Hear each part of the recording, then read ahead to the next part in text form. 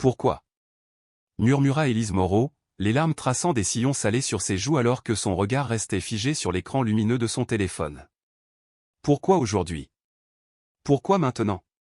L'église, magnifiquement décorée de roses blanches et de rubans de soie ivoire, baignait dans une lumière douce, mais vide. Les bancs autrefois prévus pour accueillir les rires, les applaudissements et les regards attendris n'étaient que silence et bois nus.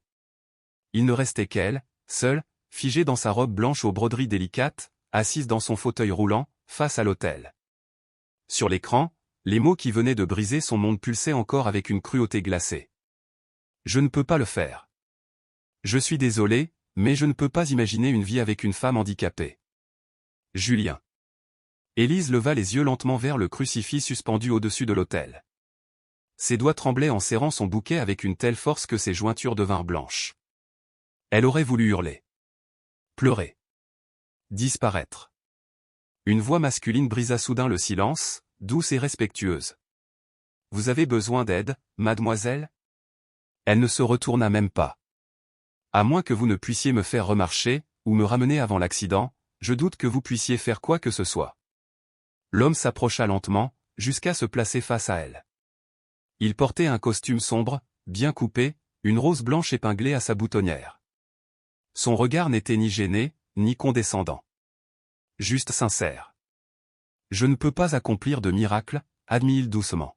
« Mais je peux peut-être vous offrir un mouchoir. » 3 mois plus tôt, Élise était encore une kinésithérapeute accomplie à l'hôpital général d'Aix-en-Provence. Elle menait une vie active, indépendante. Elle avait rencontré Julien Soto, un brillant avocat d'affaires, lors d'un gala caritatif. Ce fut le coup de foudre. Dîner sous les lampions, balade à Arles, projet de vie à deux, tout semblait parfait. Jusqu'à cette nuit de pluie battante. Un conducteur ivre, un angle mort, une voiture lancée trop vite. Elle s'était réveillée à l'hôpital, les jambes engourdies. Lésion à la moelle épinière. Paralysie temporaire, selon les médecins. 50% de chance de remarcher. Julien, au début, était resté. Il venait à ses séances de rééducation. Il la soutenait. Ou du moins, elle le croyait. Mais ses visites devinrent moins fréquentes. Les messages plus brefs. Elle avait voulu croire que c'était à cause du stress, des préparatifs du mariage. « Il vous a laissé seul ?» demanda soudain l'homme, tirant Élise de ses pensées. Elle soupira. « Ma famille est dehors. Je leur ai demandé quelques minutes de solitude. » Elle tourna finalement la tête vers lui. « Vous êtes le responsable de l'église ?» Il sembla hésiter. « En quelque sorte. Je m'appelle François. » « Eh bien, François, sachez qu'aujourd'hui, j'ai été abandonné devant l'autel. Mon fiancé a décidé qu'une femme en fauteuil roulant ne valait pas la peine. » François ne répondit pas tout de suite, puis lâcha d'un ton sec. « Alors c'est un imbécile. » Élise fut surprise par cette réponse, et un léger rire, mi-amer, mi-sincère, s'échappa de ses lèvres. Ma cousine Lucie essaie de gérer le désastre à l'extérieur. Mes parents se disputent sur ce qu'il faut faire avec les invités. Et moi, je suis là, à parler avec un inconnu, parce que je ne peux pas affronter le monde en roulant au lieu de marcher au bras de mon père, comme on l'avait répété. Les mots sortaient d'elle en cascade. Elle ne comprenait même pas pourquoi elle se confiait à cet inconnu. Peut-être parce qu'il n'essayait pas de réparer quoi que ce soit. Il écoutait, simplement. François s'agenouilla à sa hauteur, sans une once de pitié dans les yeux, un regard rare. « Ma sœur aussi est en fauteuil roulant, » dit-il doucement. « Un accident, il y a 5 ans. Je ne prétendrai pas tout comprendre, mais, j'ai vu ce que c'est. » Élise le regarda attentivement. Son visage était calme, ses yeux pleins de vérité. « Et elle va bien aujourd'hui ?» demanda-t-elle, presque à voix basse. « Très bien. Elle dirige une entreprise, elle nage en compétition, elle est amoureuse. Le fauteuil ne la définit pas. Et surtout, elle est aimée comme elle est. » « Quelle chance !» murmura Élise. « Que son copain ne l'ait pas fui. » François sourit tristement. Son fiancé, lui, l'a quitté. L'homme qui partage sa vie aujourd'hui l'a rencontré après. Quelqu'un qui a vu ce qu'elle est, pas ce qu'elle avait perdu. Pour la première fois depuis longtemps, Élise sentit une brèche dans sa douleur. Un souffle de quelque chose qu'elle avait oublié, la paix. « Je ne sais pas pourquoi je te raconte tout ça, dit-elle. Parfois, c'est plus facile avec des inconnus, répondit François. Ils n'ont aucune attente. À ce moment, la porte de l'église s'ouvrit, et Lucie entra précipitamment, la robe lavande froissée par l'agitation. Élise, tes parents s'inquiètent. Tu vas bien? Son regard alla de sa cousine à François, intrigué. Je vais bien, Lucie. J'arrive. Avant de partir, Élise se tourna vers François. Merci de m'avoir écouté. Il sortit alors une petite carte de sa poche, la glissa discrètement dans la main d'Élise. Si un jour tu veux reparler, sans attente, murmura-t-il avant de s'éloigner vers une porte latérale. Alors que Lucie poussait doucement le fauteuil vers la sortie, Élise baissa les yeux sur la carte, pas de logo, pas d'entreprise. Juste un nom, un numéro. François. Elle n'aurait jamais imaginé que cette rencontre, au plus sombre de sa vie, allait allumer une lumière inattendue. Une semaine plus tard, François était assis dans son bureau, les yeux posés sur l'écran de son ordinateur portable. Mais il ne lisait pas. Il revoyait l'image d'Élise, seule dans cette cathédrale, dans sa robe immaculée, brisée mais fière. Il n'arrivait pas à la chasser de ses pensées. Il avait bâti un empire technologique à partir de rien. Fils d'un garagiste d'Avignon, il avait lancé sa première application pendant ses années universitaires. À 34 ans, il était à la tête de plusieurs entreprises, salué par la presse économique comme l'un des esprits les plus brillants de sa génération. Mais la réussite a souvent un prix, la solitude. La semaine précédente, il avait assisté à la cérémonie d'adieu de Michel Varnier, son mentor, son premier investisseur. Le destin, facétieux, l'avait fait se perdre dans les couloirs de la cathédrale Saint-Sauveur et y rencontrer Élise. Un coup frappé à la porte le tira de ses pensées. Entre. Alexandre, son cousin et associé, entra avec une pile de dossiers. Tu penses encore à la fille de l'église, dit-il avec un demi-sourire. Elle s'appelle Élise. François, les investisseurs allemands nous attendent demain. Concentre-toi. Mais 5 minutes plus tard, François refermait son ordinateur. J'annule mes rendez-vous de l'après-midi. 30 minutes plus tard, il était de retour devant la cathédrale Saint-Sauveur. Il ne s'attendait pas à la revoir. Mais quelque chose en lui avait besoin d'être là. Et à sa grande surprise, elle était là. Assise dans son fauteuil, vêtue d'une robe bleue simple, les cheveux relevés en chignon flou. Le même regard calme. La même force tranquille. Tu viens te confesser?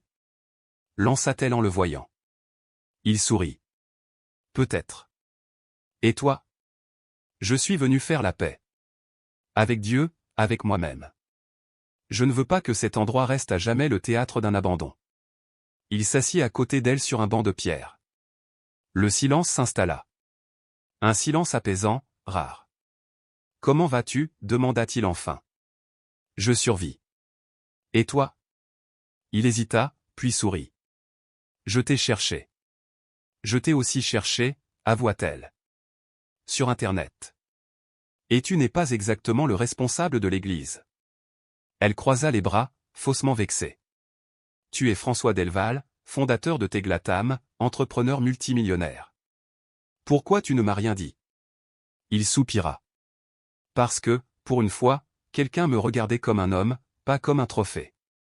Elle le fixa longuement. Je n'aime pas qu'on me cache des choses. Je n'ai pas menti. J'ai juste oublié de dire certaines choses. Puis, après un silence, il ajouta. Mais tu as raison. J'aurais dû être honnête. Je suis désolé. Élise pencha la tête. Excuses acceptées. Pour cette fois. Un sourire éclaira le visage de François. Et si on écrivait un nouveau chapitre? Ma fondation aide les personnes en situation de handicap à retrouver leur autonomie, leur confiance, leur avenir. Et toi, Élise, tu pourrais nous aider. Pas comme patiente. Mais comme partenaire. Tu sais mieux que personne ce que c'est que de reconstruire un corps, et une vie. Élise sentit un frisson d'espoir la traverser. Pour la première fois, depuis l'accident, elle ne se sentait plus prisonnière. C'est un début, murmura-t-elle. François se leva et tendit la main. Alors, on commence aujourd'hui? Elle prit sa main. Et dans ce simple geste, se trouvait tout ce que l'avenir promettait, la possibilité d'aimer à nouveau, de croire, et surtout, de marcher, non pas avec les jambes, mais avec le cœur. Accéder à la technologie pour gagner en autonomie. Tel était l'objectif du nouveau programme que la fondation de François lançait. Et il cherchait une personne d'expérience, à la fois compétente et inspirante, pour en prendre la direction. Ce jour-là, face à Élise Moreau, il ne tourna pas autour du pot. On cherche un ou une kinésithérapeute pour diriger un projet pilote. Ton profil serait parfait. Élise haussa les sourcils, surprise, puis son regard s'assombrit. Tu m'offres un emploi par pitié? Un silence tendu s'installa. François, légèrement raide, soutint son regard. Non. Je te le propose parce que tu es brillante. Parce que tu es kiné. Et parce qu'avec ce que tu vis, tu as une perspective unique, à la croisée de l'expertise et de l'expérience personnelle. Et ça, c'est précieux. Inestimable, même. Élise le scruta longuement, tentant de déceler s'il disait vrai ou s'il se payait juste sa conscience. Puis elle se radoucit. Je vais y réfléchir. Ils échangèrent leurs numéros, et promirent de se rappeler. Quelques heures plus tard, en regagnant son bureau, François trouva Alexandre qui l'attendait, anxieux. Où étais-tu passé? Les Allemands ont avancé l'appel vidéo. Désolé, j'avais un impératif. Plus important qu'un contrat de 50 millions de dollars? François ne répondit pas. Il se contenta de retirer sa veste, l'air absent. Ce soir-là, alors qu'il examinait les profils pour le programme, son téléphone vibra. Un message s'afficha sur l'écran. J'accepte ton offre. Élise. 2 jours plus tard, Élise retrouvait sa meilleure amie, Danielle Torel, dans un café proche de la fondation. T'es sûr de ce que tu fais? Demanda Danielle en remuant son café. C'est un poste, Dani. Un vrai. C'est tout ce que je veux. Pas un mari. J'ai enquêté sur lui. C'est un patron redoutable, et un homme qui ne garde jamais une femme plus de 3 mois. Il séduit, consomme, puis disparaît. Et alors? Ce n'est pas une demande en mariage. Mais en elle, quelque chose frémit. Un doute, un souvenir. Une fragilité. Le jour de sa prise de poste, Élise fut frappée par l'architecture du bâtiment, moderne, verdoyant, tout en verre et en lumière, conçu pour accueillir toute forme de mobilité. Pourtant, dans les couloirs, elle sentait les regards. Les curiosités. Les murmures. François l'attendait dans son bureau. Bienvenue dans l'équipe, Élise. Je suis persuadé que tu feras des merveilles ici. Peu à peu, elle prit ses marques. Son bureau, ajusté à ses besoins, offrait un confort inédit, espace dégagé pour le fauteuil, bureau réglable, technologie d'assistance intuitive. Elle travaillait avec passion, développant des programmes innovants mêlant thérapie physique et outils numériques. Même les plus sceptiques de l'équipe furent contraints d'admettre la pertinence de ses idées. François, lui, l'observait avec un mélange d'admiration et d'émotion difficile à dissimuler. Chez les Moreau, cependant, le scepticisme dominait. Je n'aime pas cette situation, déclara Robert, le père d'Élise, à l'heure du dîner. Cet homme a trop de pouvoir, et elle est encore fragile après. Julien. Robert, intervint Camille, sa mère. Elle est adulte. Elle mérite de reconstruire sa vie.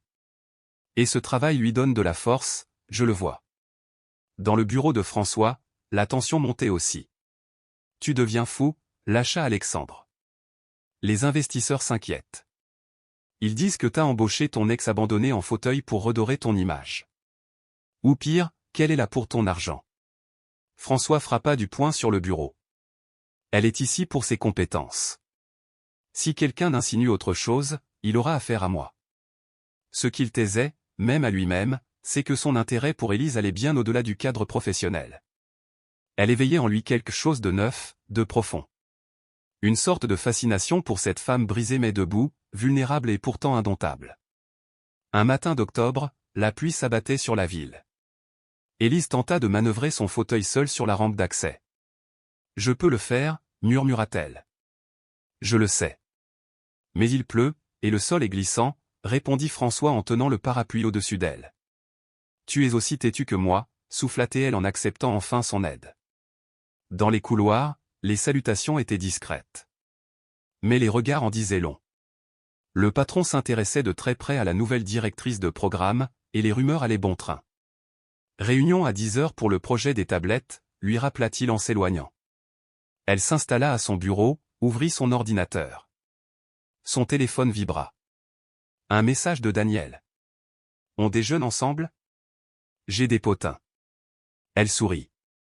Malgré ses mises en garde, Daniel avait été son rock pendant cette transition. À 14 heures, ils partageaient une table près du bureau. Alors? Comment ça se passe avec le millionnaire? Bien. Le travail est intense, mais stimulant. Et François? Elle hésita. C'est un bon patron. Juste. Exigeant. Daniel la fixa, dubitatif. Juste un patron? Parce qu'on dit qu'il passe plus de temps dans ton bureau que dans le sien. Élise sentit ses joues chauffer. On bosse ensemble. On développe un gros projet. C'est normal. Élise Moreau. On se connaît depuis le primaire. Tu ne me mens pas à moi. Dis-moi ce qui se passe. Il ne se passe rien. Vraiment. Je sors à peine de l'enfer avec Julien. Je ne suis pas prête pour autre chose. Parfois, pour oublier un homme, il suffit d'en rencontrer un autre, glissa Daniel, espiègle.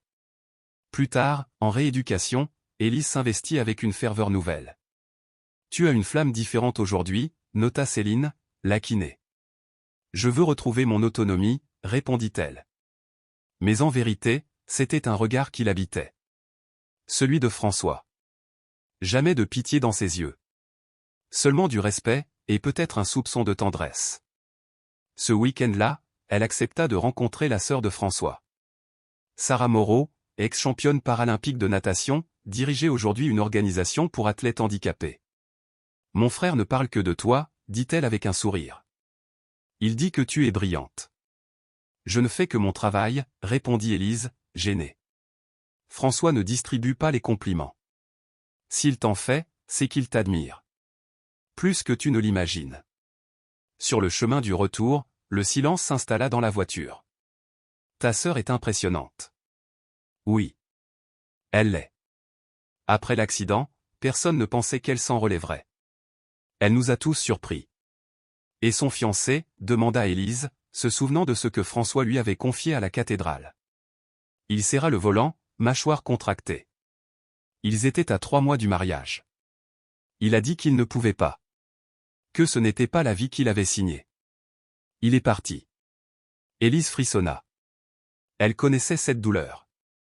Ce rejet. Puis elle a rencontré Martin. Un nageur. Il l'a vue d'abord comme une athlète. Puis comme une femme. Le fauteuil ne l'a jamais dérangée. Arrivé devant chez elle, François descendit pour lui ouvrir la portière. Leurs regards se croisèrent, suspendus dans un instant fragile, doux et lourd à la fois. Merci pour aujourd'hui, murmura Élise. Il ne répondit pas, mais son regard parlait. Et dans le silence qui suivit, quelque chose se noua entre eux, quelque chose que ni les mots ni les gestes ne pouvaient encore nommer, mais que leur cœur avait déjà reconnu. Merci d'être venu, murmura Élise avec douceur. C'est moi qui te remercie, répondit François en l'aidant à manœuvrer son fauteuil. Ma sœur n'arrête pas de m'envoyer des messages pour me dire à quel point elle t'a trouvé formidable. À ce moment précis, la porte d'entrée s'ouvrit dans un souffle un peu brusque. Robert Moreau apparut sur le seuil, le visage fermé, la mâchoire crispée par une tension mal contenue. Bonsoir, lança-t-il d'une voix sèche à l'attention de François. Élise, attentive, réagit aussitôt. Papa, je te présente François, mon patron. Monsieur Moreau, enchanté, dit François en lui tendant la main. Robert la serra brièvement, sans chaleur. Ma fille parle beaucoup de vous et de votre fondation. Il paraît que vous lui offrez une belle opportunité. C'est plutôt elle qui nous apporte une chance inestimable par son talent, répondit François avec diplomatie. Une fois François reparti, Élise rejoignit ses parents dans le salon. Un silence flottait, chargé de sous-entendus. Il est bien attentionné, pour un simple patron, lança Camille d'un ton soupçonneux. Maman, s'il te plaît, soupira Élise. François est un homme bien. Il m'a tendu la main quand tant d'autres m'avaient abandonné. J'ai peur que tu sois dans une position vulnérable, intervint Robert, plus inquiet qu'autoritaire. Tu viens de traverser une épreuve difficile avec Julien. Ce François est puissant, influe, et ce genre d'homme, on ne sait jamais. Ce n'est pas parce qu'il est puissant que c'est un monstre, rétorqua Élise, blessée. vous m'avez toujours appris à ne pas juger les gens sur leur apparence ou leur statut. Alors pourquoi ce principe ne s'appliquerait-il pas à son compte en banque?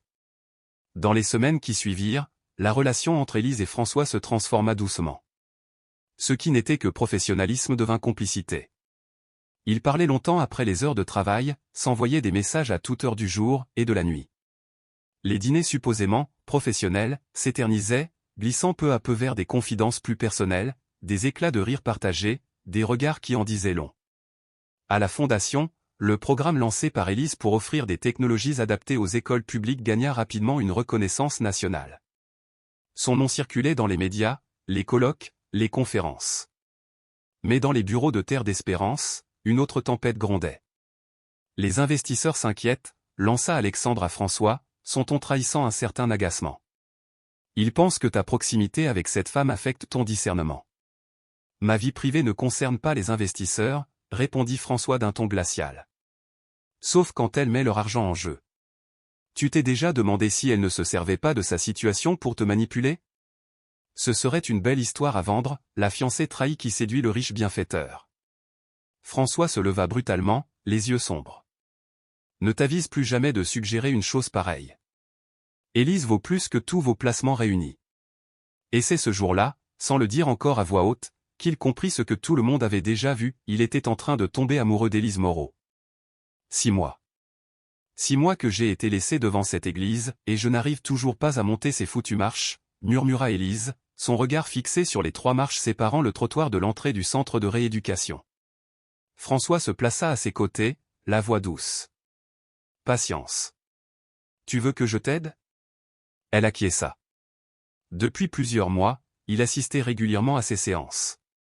Présent mais discret, il posait ses mains fermes sur les poignets du fauteuil quand elle se lançait dans un exercice difficile. Ces gestes simples lui offraient une sécurité qu'elle n'avait jamais connue avec Julien. Le docteur dit que je progresse bien. La sensibilité revient, un peu plus chaque semaine. Tu es incroyable, répondit François avec ce sourire qui faisait battre le cœur d'Élise à chaque fois. Ce jour-là, la séance fut particulièrement intense.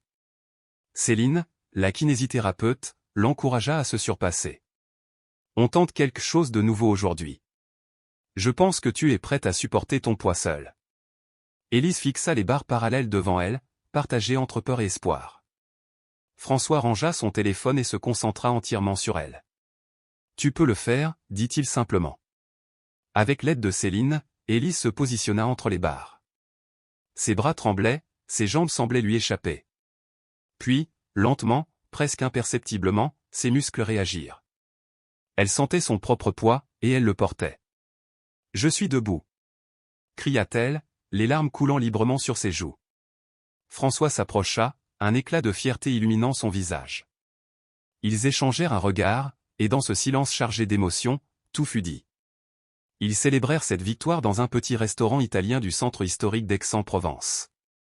Le propriétaire, ami de François, avait tout prévu, une table accessible avec vue sur la place, un menu adapté, une ambiance feutrée.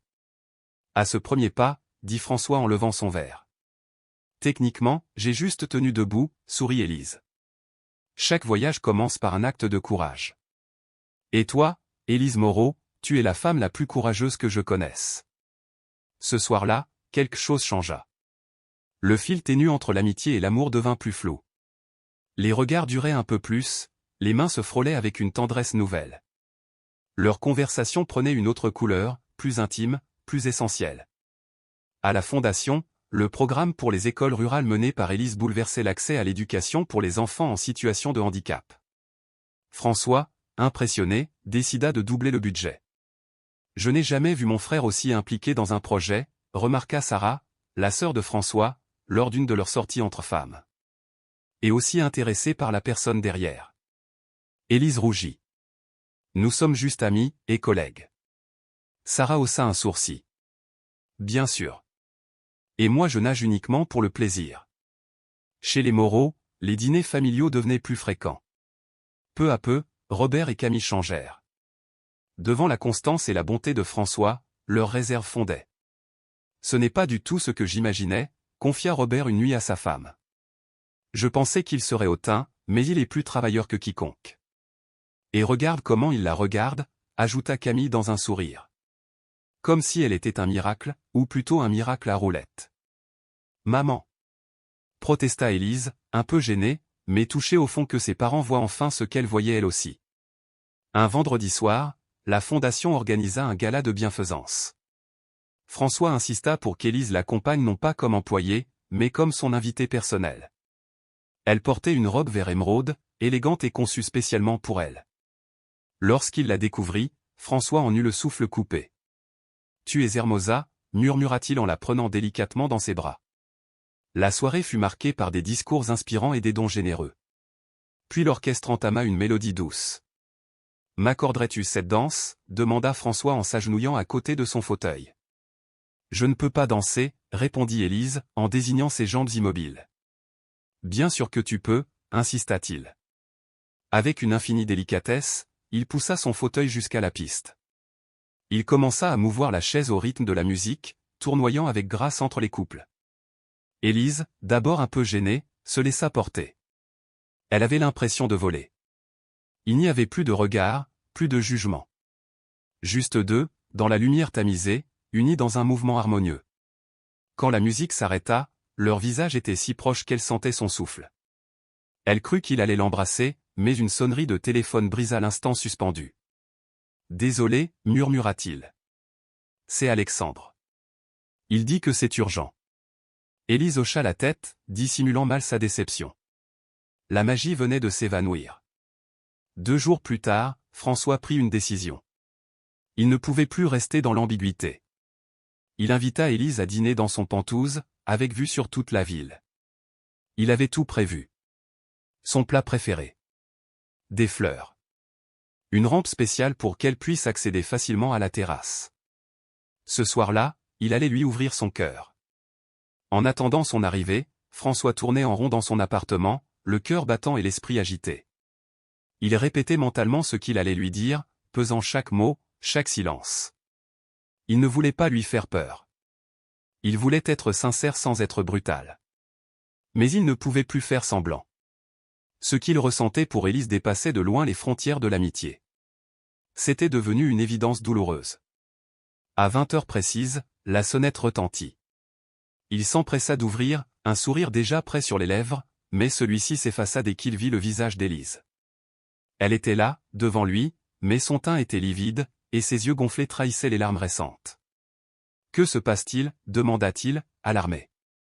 Élise inspira profondément, cherchant ses mots.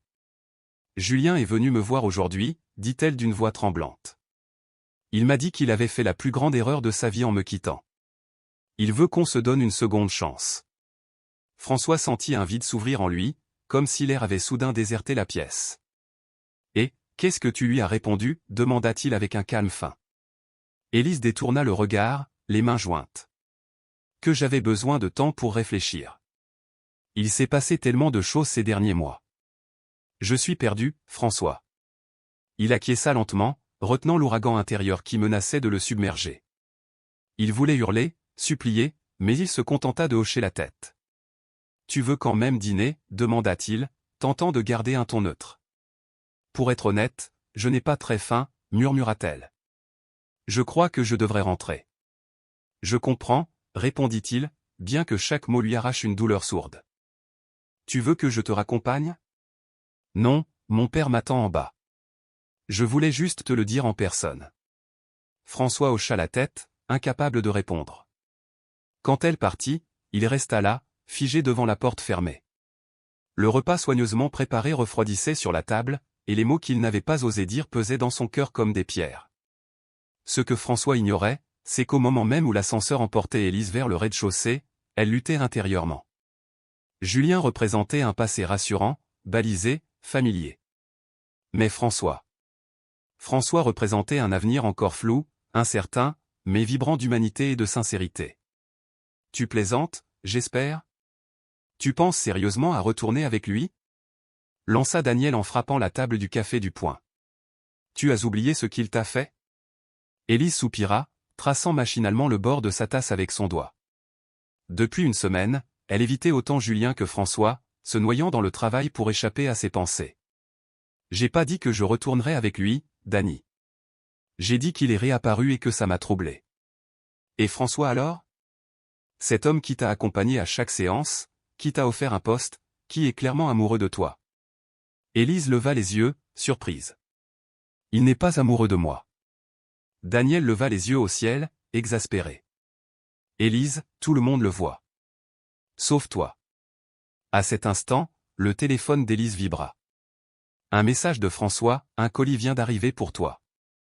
En pièce jointe, une photo d'un petit paquet à la réception de la fondation. Malgré le tumulte de ses pensées, un sourire s'invita sur ses lèvres.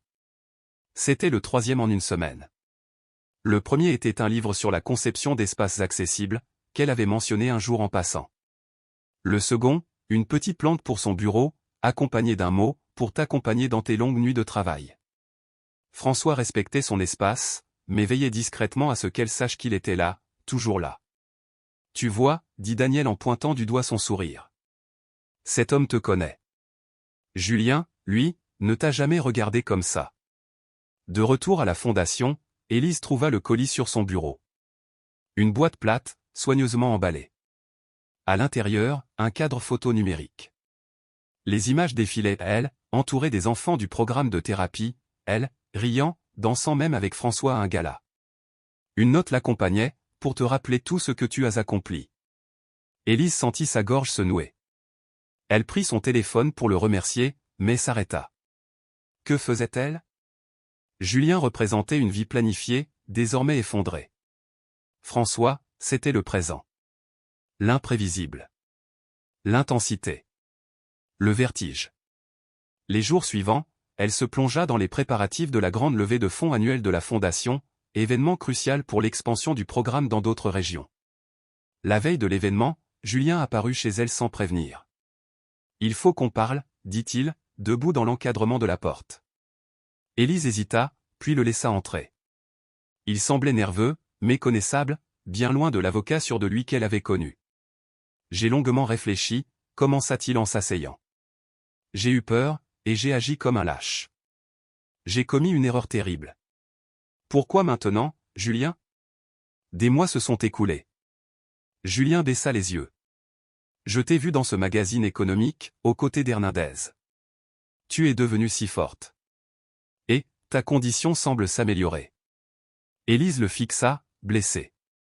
Donc, maintenant que je vais mieux, maintenant que j'ai un bon poste, je suis à nouveau digne d'être aimé? Ce n'est pas ce que je voulais dire. Tu sais quelle est la différence entre toi et François? Coupa Élise, la voix tremblante de fermeté. Lui ne m'a jamais vu comme une femme brisée à réparer. Il me voit entière. Exactement comme je suis. Le soir de l'événement arriva. Le salon du plus prestigieux hôtel d'Aix-en-Provence brillait de mille feux. Élise portait une robe rouge d'une élégance sobre, assortie à son fauteuil argenté spécialement adapté pour l'occasion.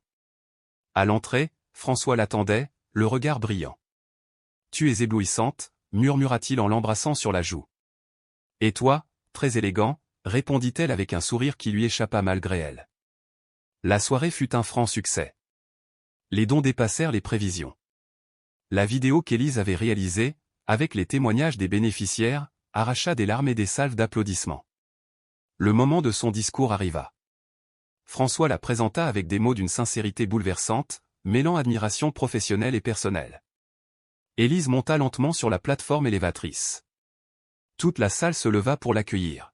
« Il y a un an, commença-t-elle d'une voix assurée, je pensais que ma vie était finie. Un accident m'a privé de mes jambes, et la personne qui m'avait promis de m'aimer dans la santé comme dans la maladie m'a quitté avant même de prononcer ses vœux. Un silence sacré envahit la pièce. Mais j'ai appris que la dignité ne se mesure pas à la capacité de marcher, mais à celle de continuer d'avancer. Que le courage, ce n'est pas de ne jamais tomber, mais de se relever chaque jour malgré la peur. Et que l'amour véritable n'est pas celui qui fuit les tempêtes, mais celui qui reste, et qui te voit, vraiment. Avec toutes tes failles. » Son regard chercha celui de François. Lorsqu'il le trouva, il y brillait une fierté si pure qu'elle en eut le souffle coupé. Grâce à cette fondation, des centaines de personnes redécouvrent leur valeur au-delà de leurs conditions physiques.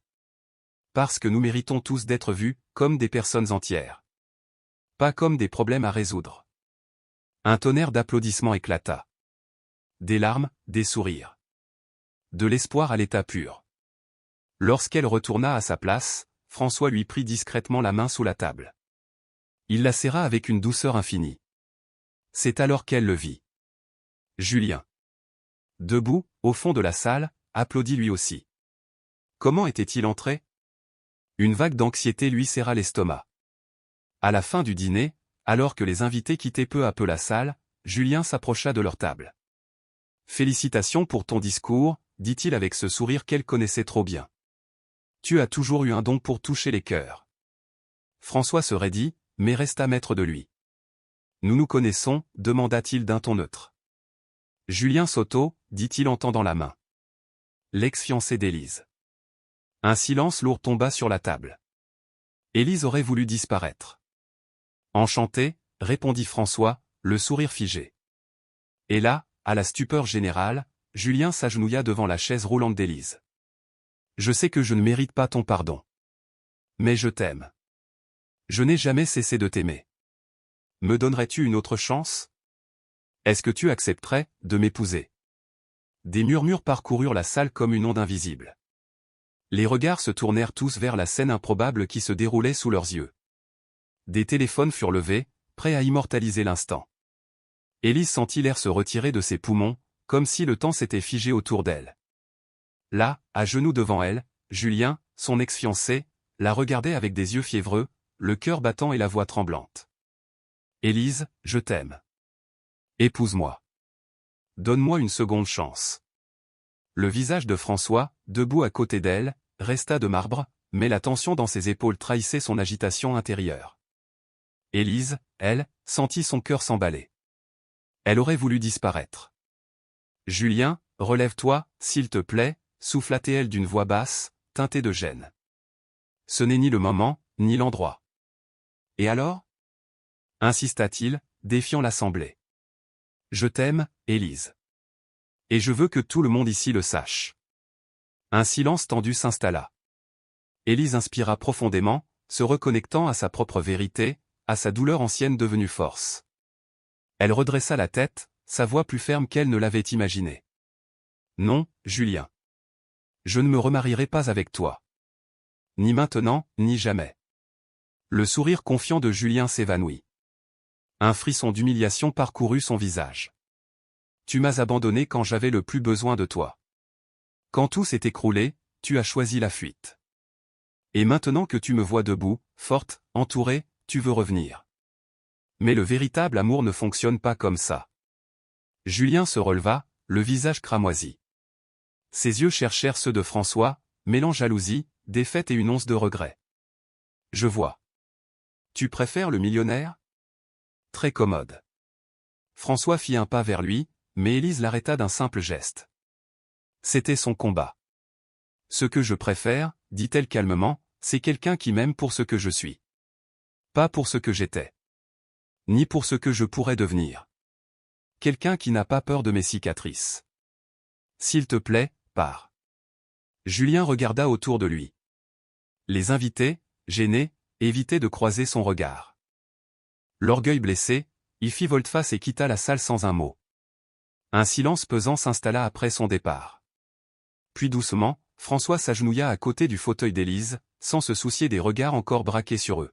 « Tu vas bien » demanda-t-il doucement, les yeux remplis d'inquiétude.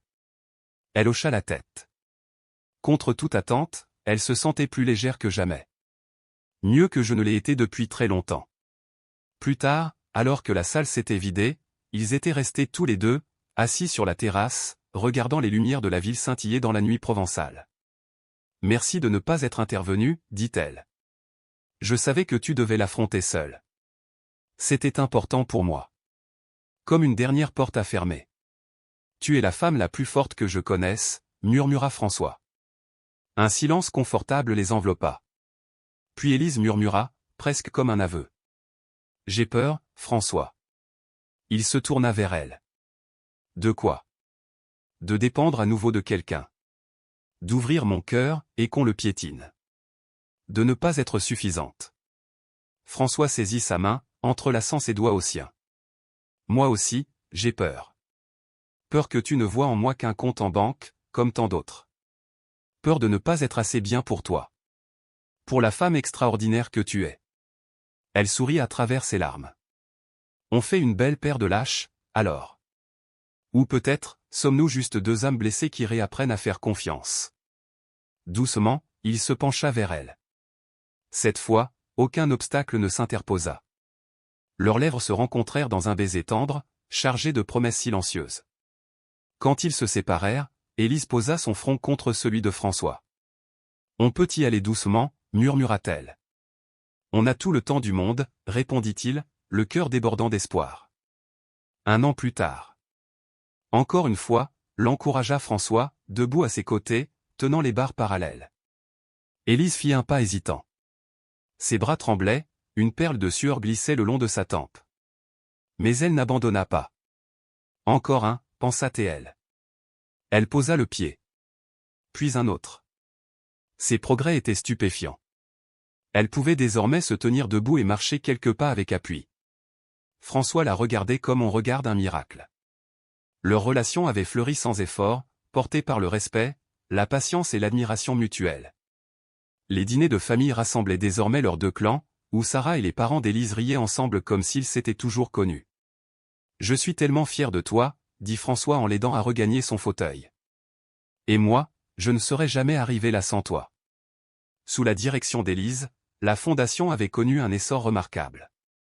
Son programme de technologies adaptatives changeait la vie de centaines de personnes dans 5 États mexicains. Ce jour-là, François et Alexandre étudiaient les résultats trimestriels. « On n'a jamais eu d'aussi bons chiffres », admit Alexandre. Il marqua une pause, puis, sincère. « Tu avais raison à son sujet. »« Je le savais », répondit François avec un sourire tranquille. « Et maintenant, j'ai besoin de ton aide pour quelque chose d'important. » Il sortit une petite boîte en velours. À l'intérieur, une bague en diamant brillait doucement. « Tu es sûr ?» demanda Alexandre. « C'est un grand pas. Je n'ai jamais été aussi sûr de rien. » Une semaine plus tard, François invita Élise à un dîner spécial. Lorsqu'il arriva pour la chercher, il fut surpris de la voir debout, appuyée sur une canne. « Céline dit que je dois m'entraîner. Ça ne te dérange pas qu'on marche lentement ? » « Je marcherai à ton rythme, jusqu'au bout du monde, » répondit-il en l'embrassant sur la joue. En voiture, il semblait nerveux. Élise le remarqua. « Tout va bien ? » « Oui, juste que, aujourd'hui est un jour spécial. » Elle fronça les sourcils, essayant de se souvenir de la date. Mais rien ne lui venait. Quand ils tournèrent dans une rue familière, son cœur se serra. Elle reconnut immédiatement l'endroit, la cathédrale Saint-Sauveur d'Aix-en-Provence. Là où tout avait basculé. « Pourquoi sommes-nous ici ?» murmura-t-elle, émue. « Il y a 1 an, tu as été abandonné ici. Je me suis dit qu'il était temps de transformer ce souvenir en quelque chose de beau. » Avec une patience infinie, François l'aida à sortir. Ensemble, ils avancèrent lentement jusqu'à l'entrée. L'intérieur était éclairé par des bougies. Le silence solennel de la cathédrale semblait les envelopper avec bienveillance. « Je veux que tu marches avec moi jusqu'à l'autel, » dit-il en lui tendant son bras. Comme ça aurait dû être ce jour-là. Les larmes montèrent aux yeux d'Élise. Mais cette fois, elles n'étaient pas de douleur. Elles étaient de gratitude. Pas à pas, ils avancèrent. Lorsqu'ils atteignirent l'autel, François se tourna vers elle, profondément ému. « Élise Moreau. Quand je t'ai trouvée ici, tu avais l'air perdu. Mais en réalité, c'est moi qui t'ai trouvée. Tu m'as appris que la véritable force ne réside pas dans le fait de ne jamais tomber, mais dans le courage de se relever chaque jour. » Élise sourit à travers ses larmes. « J'ai quelque chose à te dire, » poursuivit-il. « J'ai racheté le centre de rééducation où tu as commencé ta guérison. Celui qui allait fermer faute de moyens. » « Quoi ? » souffla-t-elle, bouleversée. « Je veux le transformer en centre de haute technologie, pour offrir une chance à ceux qui, comme toi, n'en ont pas. Et je veux que tu le diriges. » Il s'agenouilla, sortit la boîte, l'ouvrit. « Je ne te demande pas seulement de devenir ma femme. Je te demande d'être ma partenaire. Dans la vie, dans les affaires, et dans notre mission. Me ferais-tu l'honneur de m'épouser ?» Élise regarda la bague. Puis François. Puis l'hôtel où, 1 an plus tôt, elle avait été laissée seule. Elle tendit la main. « Oui. Oui à tout. » François glissa l'anneau à son doigt, se releva et l'embrassa, sous le regard silencieux des cierges et du destin. À cet instant précis, comme guidés par un souffle invisible du destin, les portes latérales de la salle s'ouvrirent en silence. Une brise légère sembla les précéder. Les visages familiers surgirent peu à peu dans l'encadrement, formant un cortège inattendu, les parents d'Élise, sa sœur Sarah au bras de son compagnon Alexandre, Daniel, et leurs amis les plus chers. Tous étaient là, témoins silencieux d'un moment qui allait marquer leur histoire. Élise, bouleversée, éclata d'un rire mêlé de larmes, les mains tremblantes posées sur sa poitrine. « Vous étiez tous au courant » lança-t-elle avec un mélange de surprise et d'émotion. « Tous » répondit François avec un sourire complice. « Il nous a fallu des semaines de coordination pour que tout soit parfait. » Robert Moreau, le visage baigné de larmes, s'approcha lentement de sa fille et la prit dans ses bras. « Je suis si fier de toi, ma fille. Si fier de la femme que tu es devenue. » Camille, la mère d'Élise, serra François avec chaleur. « Bienvenue officiellement dans la famille » murmura-t-elle à son oreille. 2 mois plus tard, par une journée lumineuse d'été, Élise et François se dirent oui dans les jardins paisibles de la cathédrale Saint-Sauveur. Entourés de leurs proches, ils avaient choisi une cérémonie intime, à l'image de leur amour. Élise avait insisté pour que l'événement se déroule à l'extérieur. Elle voulait symboliser le choix de construire un avenir neuf, tourné vers la lumière, plutôt que de réécrire un passé douloureux. À l'entrée du jardin, Robert attendait sa fille, vêtue d'un costume sobre mais élégant. « Prête » demanda-t-il avec tendresse. « Plus que jamais » répondit Élise, le visage rayonnant, sa main reposant doucement sur sa canne. La musique s'éleva, douce et solennelle. Les invités se levèrent, les cœurs battants, les yeux rivés sur la mariée. François, ému, l'attendait près de l'autel fleuri, les yeux humides, incapable de détourner le regard. C'est alors qu'Élise se tourna vers son père. « Je peux y aller seule » murmura-t-elle avec une sérénité nouvelle. Robert hocha la tête, fier. Élise fit alors son entrée, lentement mais avec assurance, sa canne comme unique appui. Chaque pas résonnait comme un acte de courage, une déclaration silencieuse à la vie. Lorsqu'elle atteignit François, celui-ci la contempla comme s'il découvrait la 8e merveille du monde. « Je t'aime » souffla-t-il en prenant ses mains avec délicatesse. « Et moi, je t'aime » répondit Élise, la voix tremblante d'émotion. « Pour tout ce que tu es, et pour m'avoir aidé à me souvenir de qui je suis. » Sous le ciel éclatant d'Aix-en-Provence, entourés de fleurs et baignés dans l'amour sincère de leur famille, Élise et François unirent leur vie. Non pas comme 2 âmes blessées en quête de réparation, mais comme 2 êtres complets, unis par la force de leur résilience partagée.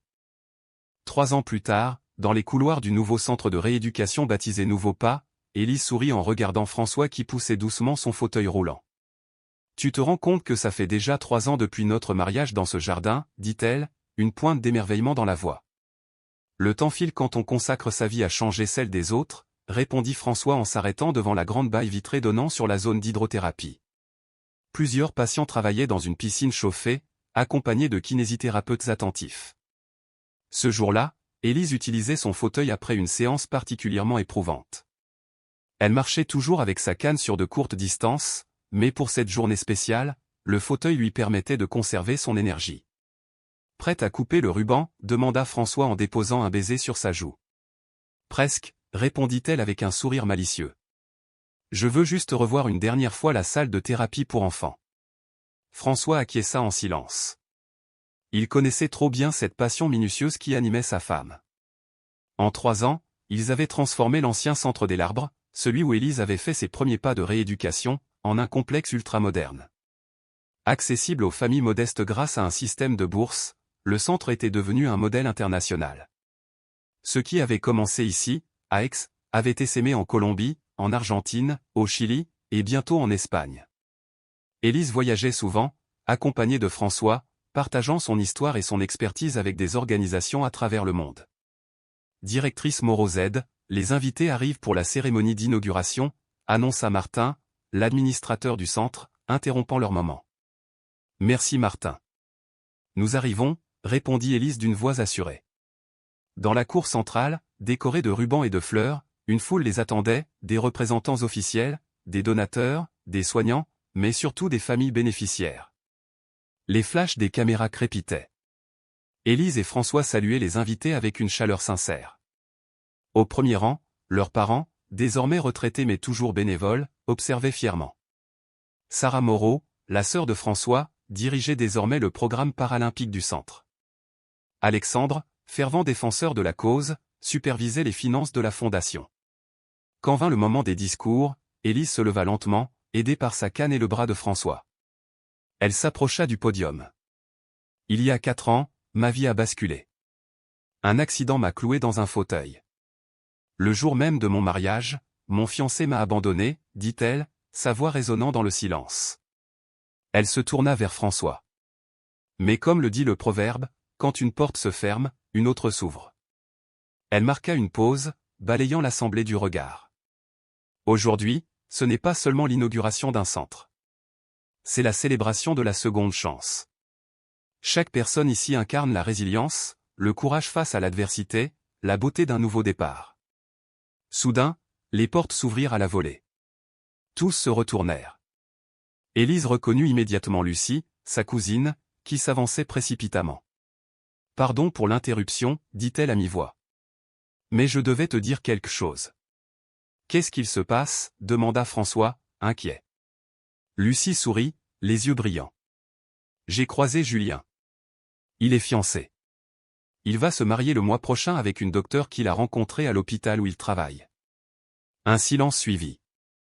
Puis Élise hocha doucement la tête. « C'est merveilleux. Vraiment. Je leur souhaite tout le bonheur du monde. » Après la cérémonie, Élise se tenait sur la terrasse du centre, contemplant la silhouette familière de la cathédrale. « À quoi penses-tu » demanda François en passant son bras autour de ses épaules. « À tout ce qui a changé en 4 ans. Et à ce jour terrible qui, contre toute attente, m'a mené à toi. » François sourit. « Tu veux marcher un peu ? J'aimerais te montrer quelque chose. » 30 minutes plus tard, ils se retrouvaient dans le jardin de la cathédrale, la même où ils s'étaient mariés 3 ans plus tôt. Le parfum des fleurs avait changé, mais la paix du lieu était intacte. Élise s'assit sur un banc. « J'ai quelque chose à te dire. » J'attendais d'être sûr. François se tourna vers elle, intrigué. « Je suis enceinte, murmura-t-elle, les yeux embués. 12 semaines. Les médecins sont optimistes. Malgré tout. » Le temps sembla s'arrêter. Puis François, les yeux écarquillés, la serra dans ses bras en riant et pleurant à la fois. « On va être parents » souffla-t-il, bouleversé. « Un miracle. »« Encore un » répondit Élise. Le ciel se teintait alors de pourpre et d'or. Assis l'un contre l'autre, ils parlaient d'avenir, de prénoms, de nuits blanches et de berceuses. Quand les lumières de la cathédrale s'allumèrent, ils décidèrent d'y entrer une dernière fois. Élise s'arrêta à l'endroit précis où, 4 ans plus tôt, elle avait pleuré, abandonnée. Aujourd'hui, elle attendait l'homme qui l'avait relevée sans jamais chercher à la réparer. François arriva, tendit la main. Elle se leva sans aide et la prit. « Je t'aime, Élise Moreau, dit-il en posant ses lèvres sur son front. « Et moi je t'aime, François Moreau, répondit-elle. Pour m'avoir sauvé, même quand je ne savais pas que j'en avais besoin. »« Non, murmura-t-il. Pour avoir été assez forte pour te sauver toi-même. Et pour m'avoir permis de marcher à tes côtés. » Main dans la main, ils quittèrent la cathédrale vers la place illuminée, laissant derrière eux les ombres du passé pour accueillir les promesses d'un avenir tissé d'amour, de lumière et de miracles.